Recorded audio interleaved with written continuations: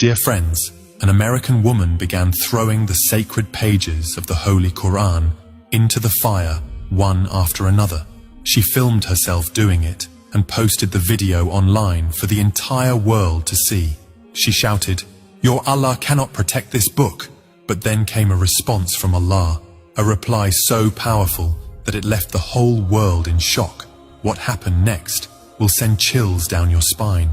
Millions of people witnessed this event and realized once again how mighty Allah's justice can be. This was no ordinary story. It was proof that no matter how much people try, Allah Himself protects His divine message. But before we begin, if you truly love the Quran, write in the comments, "I love the Holy Quran." Assalamu alaikum, dear respected viewers. The incident took place in the state of Texas, USA. Within just 3 days, it spread across the world, becoming one of the most talked about stories on social media.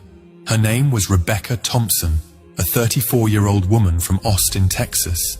She worked as a marketing manager at a tech company and seemed to live an ordinary American life from the outside. But deep inside, Rebecca had developed a strong hatred toward Islam over the years. Influenced by biased media, misleading online posts and hate groups, her heart had been filled with resentment. For months, she had secretly been planning something shocking, something that would make people notice, as she had announced to her followers online. Gradually, her online pages filled with hateful posts about Muslims. She began to attract a small but aggressive group of followers who shared the same toxic mindset. Finally, on a blazing July afternoon, she decided that the time had come. A few days earlier, she had ordered a copy of the Quran online, not to read or learn from it, but to disgrace it publicly. Rebecca set up her phone camera in her backyard, went live on several social media platforms, and confidently declared, "Today I'm going to show you what this book is really worth. Let's see if their Allah can actually protect it." Within minutes, hundreds had joined her live stream. What followed next was something unbearable for any Muslim to witness. Rebecca began tearing pages from the Holy Quran, holding each one before the camera while making mocking remarks. Laughing mockingly, she said, "Look at this. These are supposed to be God's words. They're just ink on paper." Then she brought out a metal bucket filled with gasoline and began throwing the sacred pages into the fire, one after another. Each page twisted and burned as the flames rose higher. Rebecca, with hatred in her voice, shouted, "Your Allah couldn't protect this book. Where is He now? Where are your miracles?" The comment section exploded instantly. Muslims from around the world were watching in shock and pain. Some were crying, some praying, others begging her to stop. Yet she fed on the chaos, as if their pain gave her energy. Within an hour, the video had been shared thousands of times. Some shared it out of anger, others to document the hate crime, but Rebecca didn't care. She was thrilled to be the center of attention. At the end of the live stream, she declared, "There you have it, folks! Your God couldn't even save His own book.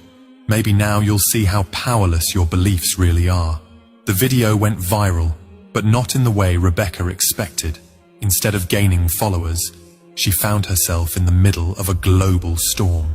Within 6 hours, the video had been viewed over 2 million times across multiple platforms. The reaction was overwhelming. Muslims from every part of the world began sharing the video, not to spread her message, but to show the world the kind of hatred they face daily. Imams, Islamic scholars, and ordinary believers responded not with anger, but with prayers for Rebecca's guidance. One particular response video caught everyone's attention. A young Muslim girl, no more than 12, tearfully said, "I don't understand why anyone would want to hurt us. We would never burn their holy book. Tonight, I'll pray for this woman." Within 24 hours, that video alone gained over 5 million views. But meanwhile, something strange began happening to Rebecca. That night, she couldn't sleep. Every time she closed her eyes, she heard a beautiful sound, the same language as the Quran she had burned. At first, she dismissed it as her imagination, but with each passing night, the sound became clearer. more soothing. By the third day, Rebecca's life began to change in ways she never imagined. Her dreams took a strange turn. Every night she found herself in an enormous library glowing with soft golden light. She wasn't alone. People of every race and background were reading peacefully, their faces glowing with joy. What surprised her most was that she could understand every word being recited, even though it was Arabic, a language she never knew. The words spoke to her heart about mercy, forgiveness, justice, and love.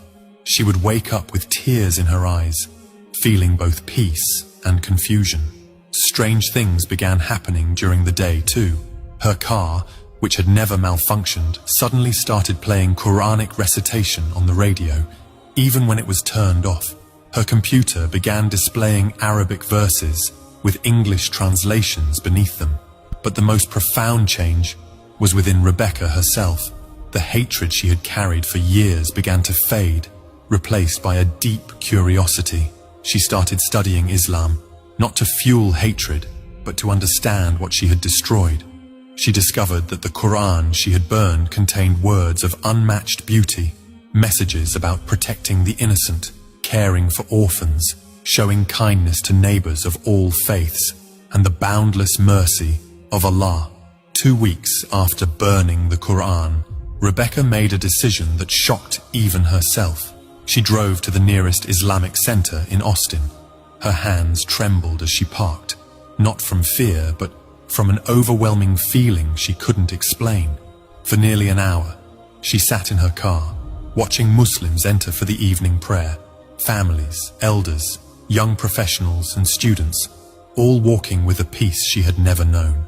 Finally, she gathered her courage and approached the mosque door. During a quiet moment between prayers, she knocked on the door. An elderly man opened. It was Imam Ahmad, the mosque's leader. When Rebecca introduced herself and confessed who she was, she expected anger, rejection, or fear. Instead, Imam Ahmad's eyes filled with tears of joy. In a gentle voice, he said, "Sister, ever since that video appeared, we have prayed for you every single day. Allah himself has brought you here. You are welcome." At that very moment, something inside Rebecca broke. She burst into tears right there at the mosque entrance, sobbing like a child. All the hatred, anger, and emptiness she had carried for years poured out of her in tears. The Muslim community did not judge her, nor did they seek revenge. Instead, they embraced her with love, as if welcoming back a lost soul who had finally found her way home. In the following weeks, Rebecca began her journey of learning about Islam, not through hateful websites or biased media, but from the true source itself. She began reading the Quran with new eyes, and her heart finally understood why Muslims hold it sacred. She discovered that Islam means peace and complete submission to God. She learned that Prophet Muhammad, sallallahu alaihi wasallam, taught mercy even to enemies, protection for people of all faiths, and love for all humanity. The more she learned, the more she realized how wrong she had been. The very religion she once tried to destroy was built upon the same values she had been searching for her whole life: purpose, justice, community, and the boundless love of Allah. On a calm Friday evening, exactly 40 days after burning the Quran, Rebecca made a decision that changed her life forever.